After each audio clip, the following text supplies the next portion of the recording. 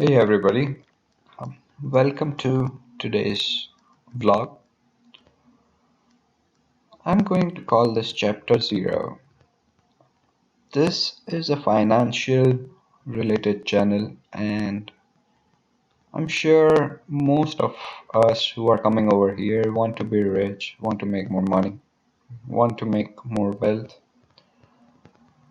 However, what I'm going to talk today is something I consider very fundamental and very important. It is not just about money, it is not just about wealth, it is about life. I think any of us who want to be rich would want to understand what rich is, what wealth is, and why we want wealth. This is not against being rich. In fact, I would encourage people to be rich, seek wealth. There's absolutely nothing wrong with it, and I do the same. I'm sure a lot of my viewers do the same. But this is about a broader angle of looking at wealth, richness, and money. And that is what I want to talk about today. So I have prepared some slides, and let us see how this goes. Um, Another side note, most most vlogs on my channel and most presentations or documents um, are not perfect. Um, I usually don't strive to be perfect. I try to cover the most I can. I ignore slight imperfections. Um, so um, I hope you guys will work with me and take this with a grain of salt. If you see any spelling errors or something, feel free. Please ignore it. It's more about starting this conversation. Have the have these thoughts in people's mind, and see what they comment, what they come up with as they share their thoughts. So let us go to the next slide. Um, yeah, so the slide was the common sense philosophy for money and wealth, and being rich, of course. So, first question I ask myself is in this episode 1, what is rich to me? What is money? What is wealth? Is it money like dollars, euros, pounds, yen? Is it a really nice house? Is it a boat? Is it a really nice job or a business where um, I am actually making a change and a lot of people are reporting to me? Is it power? I would say I will hold on that answer from my end, but before we proceed, I want all of you to think of the answer for yourself. See what you think. I'll now go to the next slide.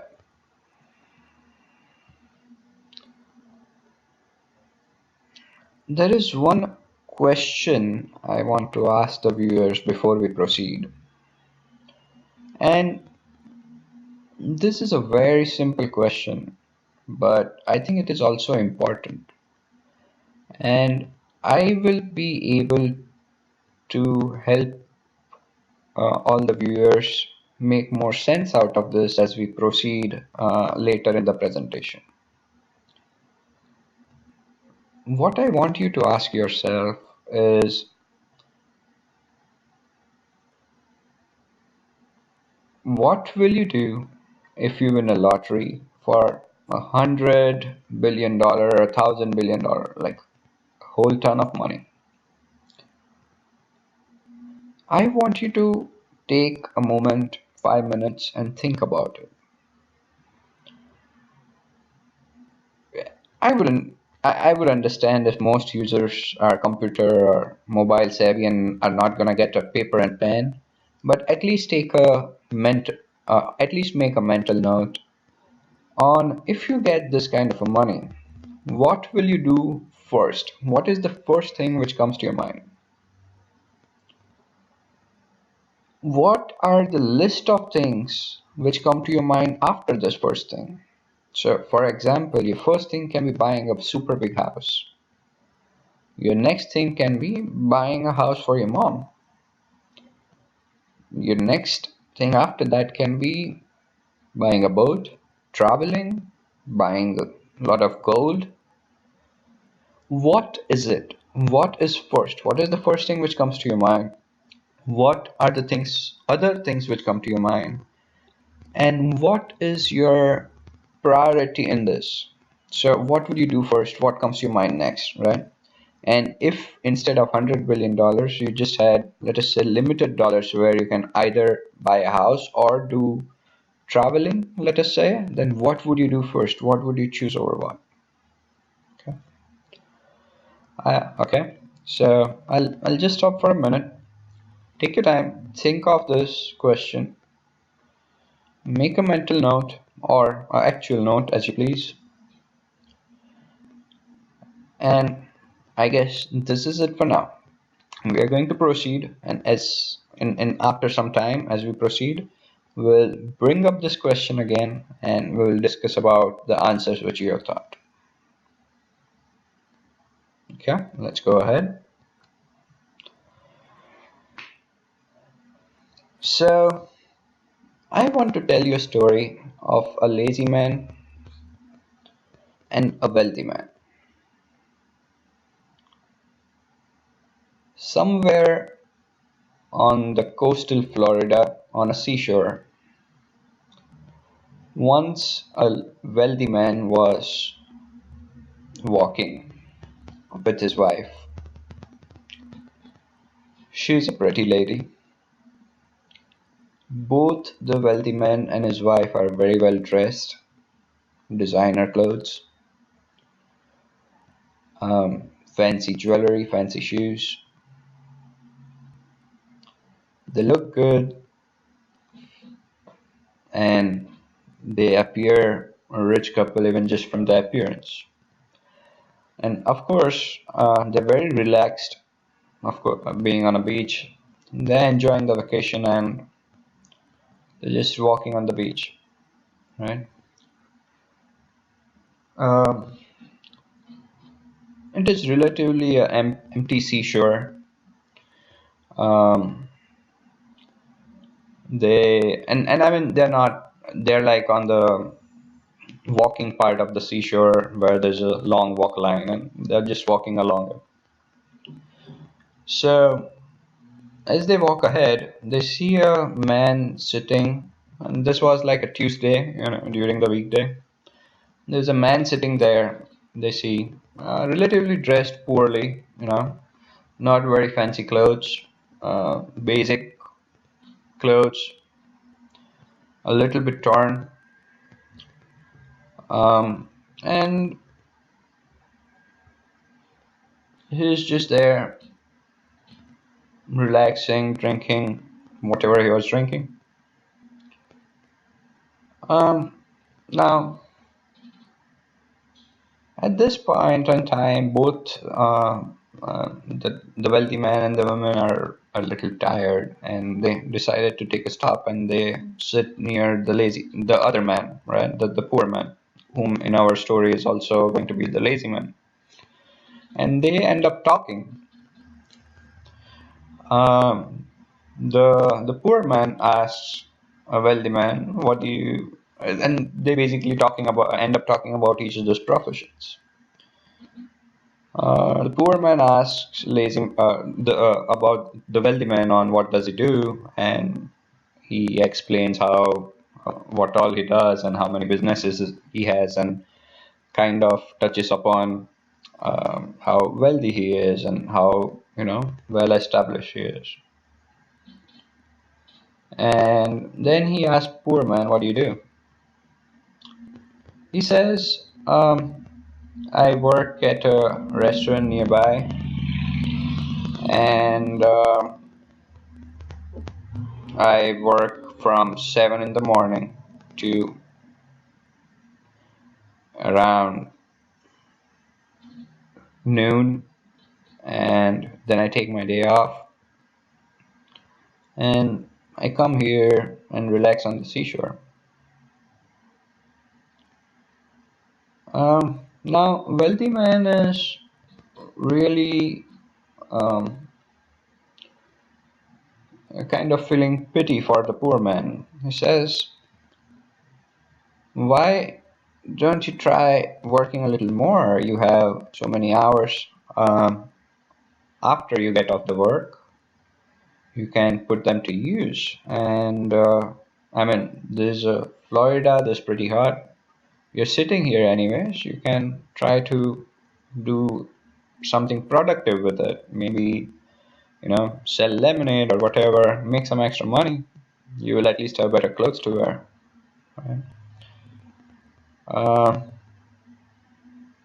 and he says that, you should be more productive. Uh, so the poor man says, "Okay, so I get some lemonade, keep it with me, and sell some more lemonade, make some more money." The wealthy man says, "Yeah, that's what I said."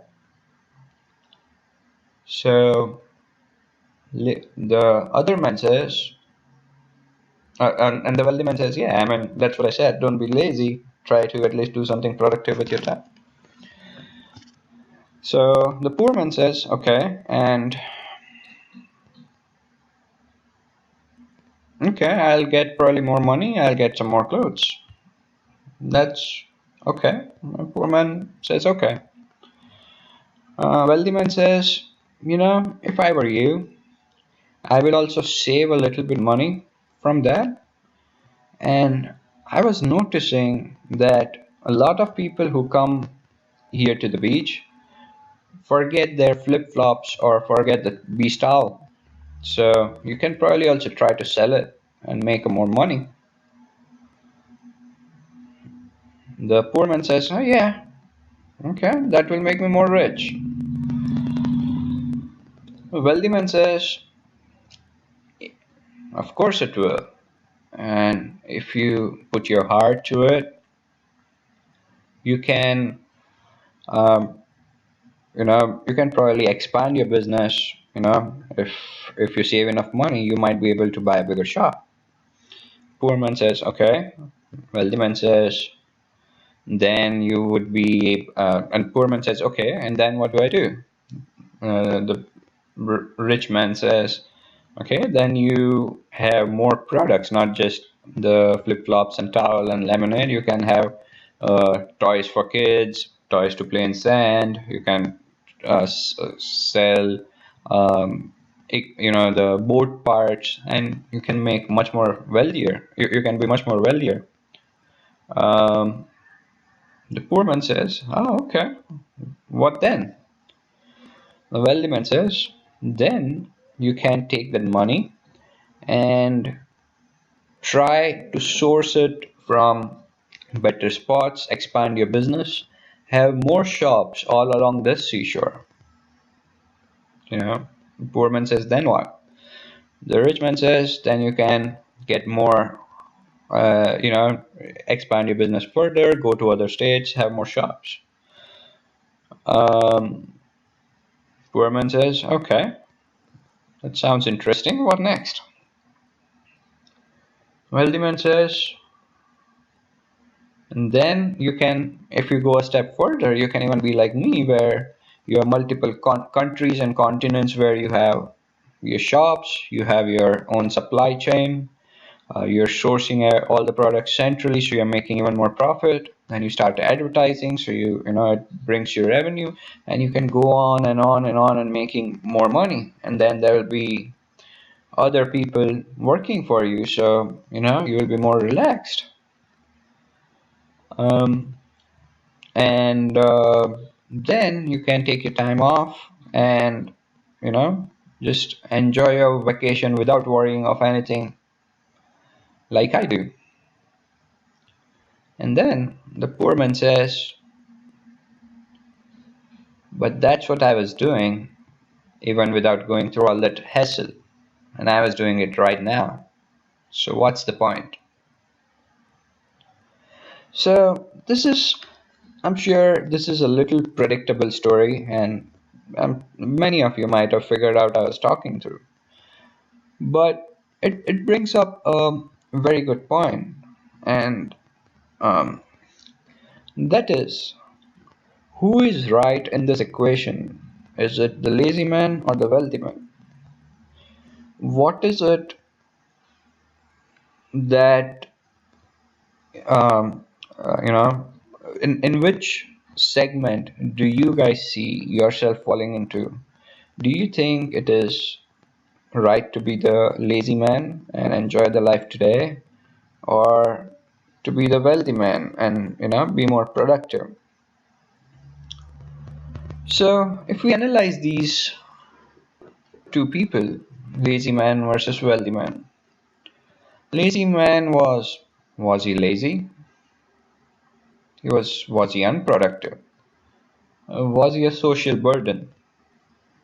So these are the cons of the lazy man on your left hand side. And if you see the right side on wealthy man, was he a part of red race? If he had everything, what did he aspire for? Right? I mean, is it bringing him back to the same things which lazy man aspired for? Or did he really like power, and was he greedy for power and social attention and social status? The idea of the slide is not to give you an answer, but idea of the slide is to bring up the question which all of us need to answer for ourselves. I'll go to the next slide now. So in earlier slide we saw the lazy man versus wealthy man in terms of the cons. Now these are the pros. So lazy man, he can be lazy because his needs are minimal. He's a minimalist, right? He consumes less.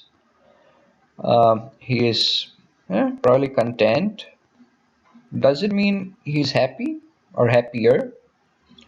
And if you see on the right hand side, the wealthy man is more productive.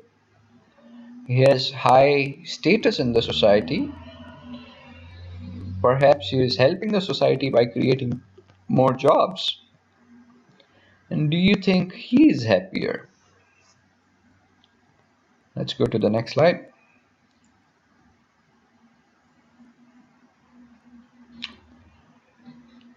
Who was happier in these two? And what is the right approach in life? I want you guys to take a moment and think about this story, this question. For we have one life and there are a million different ways to live it. Let us go to the next slide.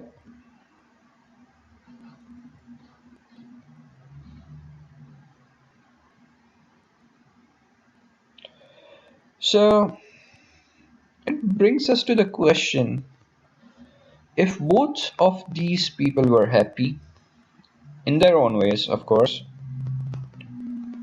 perhaps happiness is something what you see in the title here of the slide. We are perhaps happy when we move towards our aspiration. The more steps are able to make towards our aspiration, the happier we are. I would not debate here whether that is temporary happiness or long-term happiness, but nevertheless, it is some bite of happiness for that person. Now, in our scenario, the lazy man and rich man aspires perhaps for little different things. Lazy man aspires for relaxing first, of course. I mean, I'm sure everybody aspires, both of them aspire for some part of each other's persona, but I'm trying to state here what are perhaps their priorities. So, lazy man's first priority is relaxing. It's other is less hassle in life or minimalism, right? That's what makes him happy. Minimalist life. Philosophy of consuming less. He is, um, content and happy with what he has, and he doesn't need more. And as Buddhism says, desire is root cause of all sadness and unhappiness. So he is trying to get his desire to minimal, where he is happy with smaller things or less. Now let us look at the rich man. The rich man aspires for being more productive. That is what makes him happy. He aspires to be inspiration to others by doing and being more productive, creating more jobs, creating more opportunities for others. He believes that it is, to help and to do, he's helping others and doing greater good of society by creating more businesses, having employees, um, and he believes that that is what others should aspire for. Job creation. And he believes that from what he is doing, it is progress of mankind, because if everybody thought like the lazy man, people will not be going to Mars. People will be uh, sitting here happy with what they have. So these are two different perspectives of life which the story brings to us. Who was that persona? So the lazy man, and again, I mean, these are not exact derivations, these are not exact answers, but these points which I'm bringing here kind of triggers a train of thought, right? And that is what I'm trying to discuss here, word it aloud, and bring in front of the viewers to see what they think. So on the left side, the lazy man, or as in our story, as we are terming him is probably a person or a persona who is more focused to internal journey of sainthood, philosophy, and minimalism. So that kind of a person. And the rich man is basically focused towards the external journey to society's prosperity and greater good. If you see, none of these are right and wrong here. We do need both kind of people in our life. And perhaps as individuals, both these kind of people do live within us, and often we are, and I think those attitudes or those approaches come within us, based on the circumstances or the situations. Again, I mean, not necessarily I'm trying to portray one bad here or other bad here. It is both are important types of persona, both are important type of people, if we take them in those extremes. And perhaps if you see on my next slide, perhaps the first persona is something like a Socrates who was more of a thinker, and uh, the other persona is Elon Musk. And again, I'm just quoting these names based on my general knowledge, uh, just to set a perspective. I am not analyzing either of their lives in detail, right? But again, those are different aspirations of people, and or maybe one individual who aspires in parts on both angles or both sides. So the next point is, what are our pursuits of life, right? Now, to be rich, probably our pursuits of life are money, wealth, house, gold, um, being famous, having higher social status, recognition, And I realized I have noted recognition twice, but you get the point. Other aspirations in life can be more not as rich. It can be like, securing your insurance, securing your health, having enough money to for emergencies, right? Other pursuits in life can be freedom. So if I have enough money, I can do whatever I want, or I'm less dependent on a certain type of job or certain work, a certain type of boss. If I had enough money to survive otherwise. Freedom to travel. I mean, again, it would be a part of freedom. Freedom for with and for family. So you can enable your family, your kids, friends to do more towards as they please, which brings them happiness. And you can probably afford to be more with your family, spend or loved ones or friends, or able to spend more time with them. So yeah, these are just some pursuits in life which I'm sure our in our case study, the lazy man and the rich man both had at some level, right? Ultimately, it's what makes you happy. Now, wealth can be of different type, right? So one, based on what we see earlier, which was basically the pursuits of life, it can be money, wealth, gold, etc. They can be of different type. If we are talking money in bank, wealth, a house, gold, that is basically the storage of wealth, as I term it. It is basically something which is in your bank. It stays there, it gives you a feeling of more security. However, it does not necessarily, and it's not true in all the cases, but it does not necessarily change your day-to-day life, right? It is just the money in bank, unless you are earning some cash flow or the interest on that, which is the right hand side. So if we build enough cash flow, it allows us to travel, uh, it allows us to pay for health and security, etc. So we need that cash flow either from our salaries, right, or our business income, or let us say based on our investment, which is on the left side of top. Um, uh, the cash flows can also be generated from the left hand column. That is when the money in bank is significant. Otherwise, it's just a part of our security, right? And passing on the inheritance, right?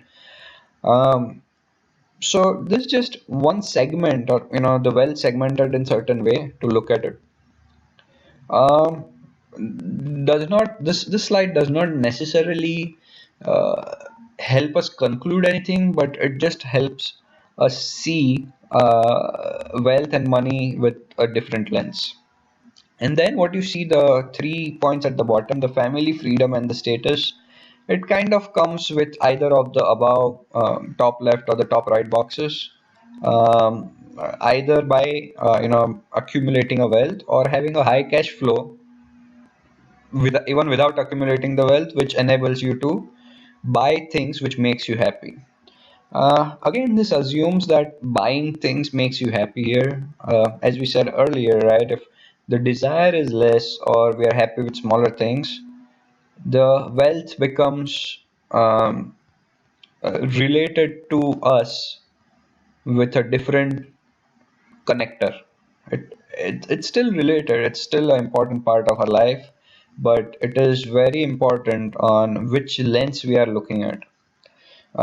Projecting the slides and talking about what we are talking about so far, it does not necessarily give you answers, but I believe it may help us thinking from a different lens, from a different angle, to dissect the wealth in such a way that we can understand it better and understand and relate it with our needs. So let us go to the next slide. So now let us go back to the one, now with this discussion which you have had. let us go back to the one question which I had asked you earlier at the beginning of the presentation. And that is, what will you do if you win a lottery of $100 billion? And let me now relate that question to what we discussed. As we said, the wealth can be of many ways. It can be just an increase of cash flow, which is done by temporarily increasing the temporarily having more job, or temporarily or investing in such a way which brings cash flow. It can be accumulated wealth. It can be a house. It can be gold, whatever. And this question, however, brings a perspective and brings an answer of how is money going to help us be happier. So, for example, if the answer to what will you do if you win a lottery for $100 billion? And I've asked this to many people, many of my friends, over a number of years in different countries and different locations and different ethnicities. And the answers have been different.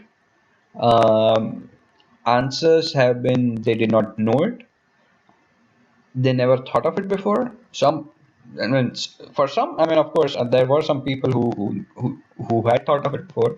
But again, answering this question brings another level of clarity. So, for example, if somebody uh, says they if they get $100 billion and they like to travel, and then they would travel, right? The question I ask them is, if with $100 billion you are going to travel, that is what your first goal is. Can you perhaps do a little bit of traveling even right now? Do you really have to wait for $100 billion?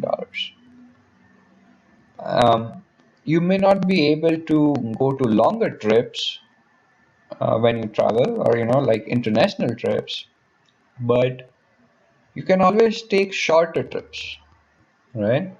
And when you say, when one tries to answer this question, when you on what will you do when you get $100 billion, it brings up the answers in direction of what makes them happier. And many times, those are the answers where you do not actually need to wait for winning $100 billion. There are some parts of that answer which you may be able to do right now. So, for example, if somebody says they want to buy a house and that is what is going to make them happier, the questions which need to follow is, are you living in a right area? So, for example, if you are living in New York and you cannot afford to buy a house, does it make sense for you to move to a place where houses are relatively more affordable and you can have a better work-life balance living there? So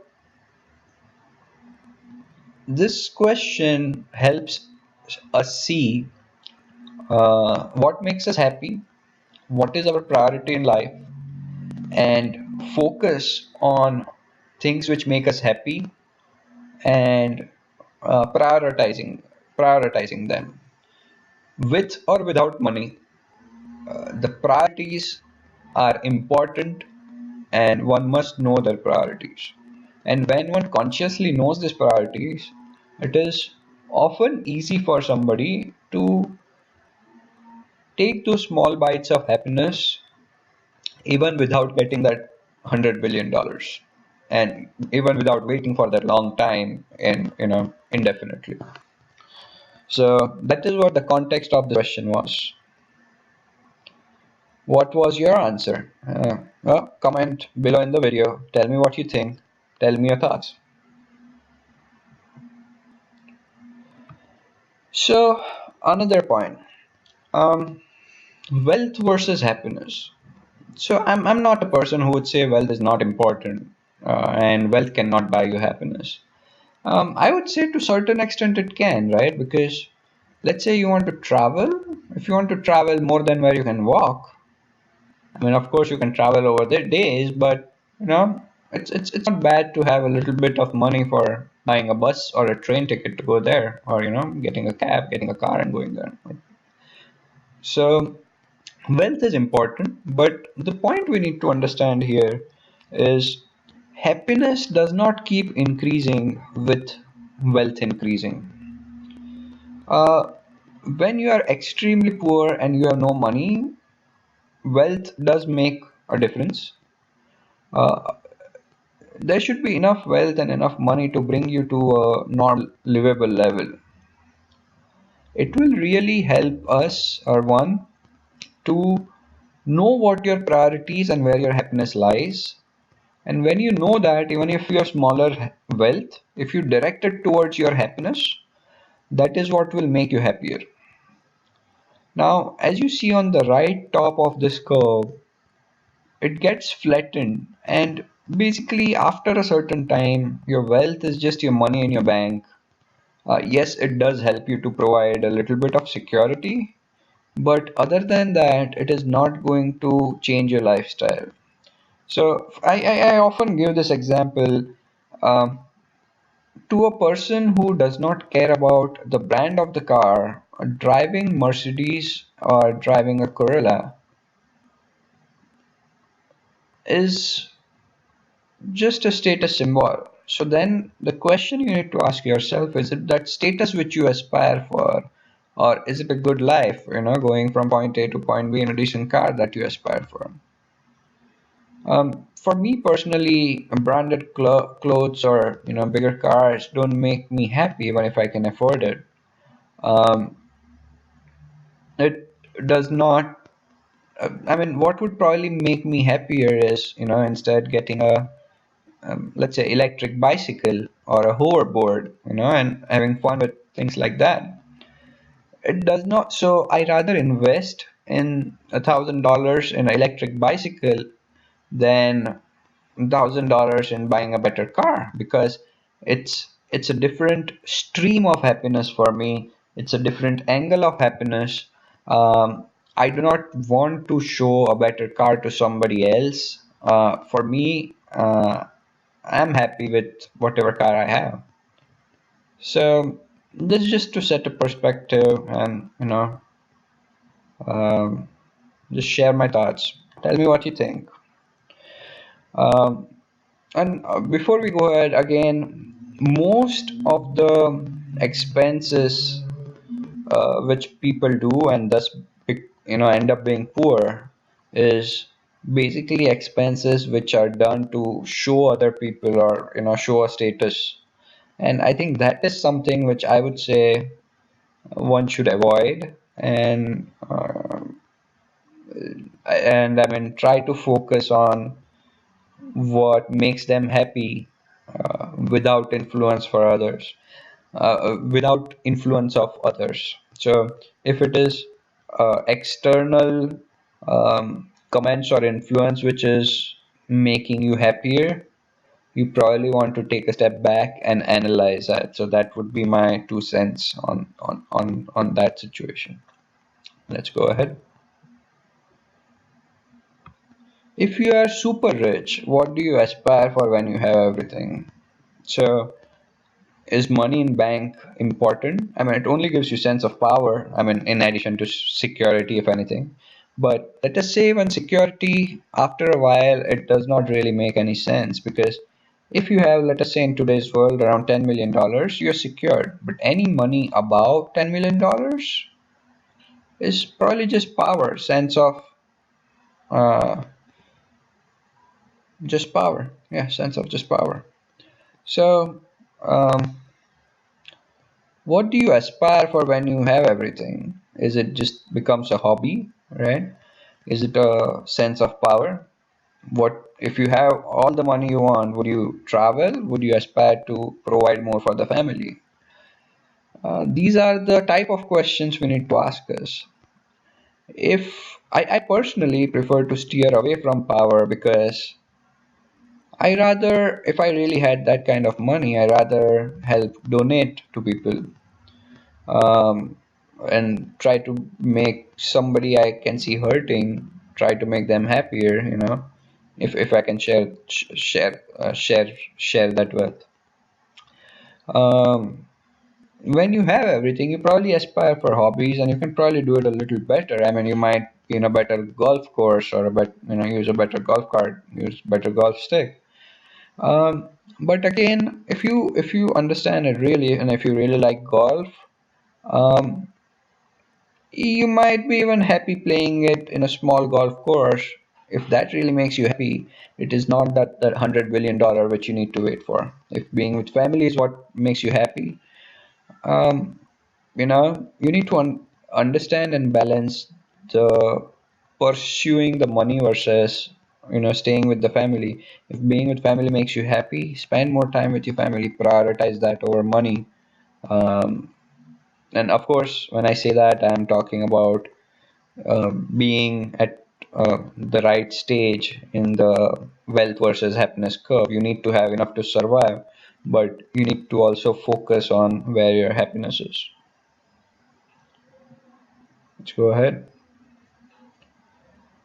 And yeah, as I said, the important question to ask yourself is, can you, whatever your answers were for what will you do if you had $100 billion, can you do any of those activities today, even partially? Can you take up any of those hobbies today, even partially? Can you travel today, even partially? Can you spend more time with family, even partially? And that is something which will help you get out of the rat race and focus on where your happiness is, and focus and help you to be happier. Um, Achieving these things, even in parts or in small parts, will make you happier, um, and it will bring you small pieces of happiness. You should celebrate, you should be thankful, and be kind, and try to be helpful to what you see heard. So, happiness, right? Again, I'm now going towards summary. Um, Wealth and money are important, but they should not be as important to. Give me one moment. My laptop's battery is down, so I'm just trying to plug in the battery. Okay. Okay, I'm back. So, wealth and money both are important, but they should not be as important that you lose the vision of where your true happiness is, what makes you happy. If you have heard the story of a king with a hand of gold, gold touch, whatever he touched turned into gold, right? And then after some time, he had so much of gold that abundance of gold made it, made it useless for him, right? It was no, the abundance was no longer attractive. So again, I'm not saying do not pursue goal, but the point here is that, and I'm probably repeating, but try to find what makes you happy, and um, be happy with it. There is no point in over pursuing certain goals which are just going to be more zeros in your bank. Um, it doesn't mean you do not pursue it, but understand what makes you happy. It is important to aspire for something at all the time, and if you have everything, like the king with the hand of gold touch, what will you aspire for then, right? Then it will become a question of faith for him, that he need to have faith. He needs to have faith that uh, to live more in life, right? Because if everything is available to him readily, then what is he going to aspire for? In that case, he will need tremendous faith. Uh, and I'm not talking religion here, right? He will need tremendous faith that he will find happiness in something which makes him content and not just gold. Um, and I think we said the last point earlier, that reducing desire reducing desire decreases the reasons to be dissatisfied, which is also a part of Buddhism. I know these are religious reference, but again, I'm not talking religion here.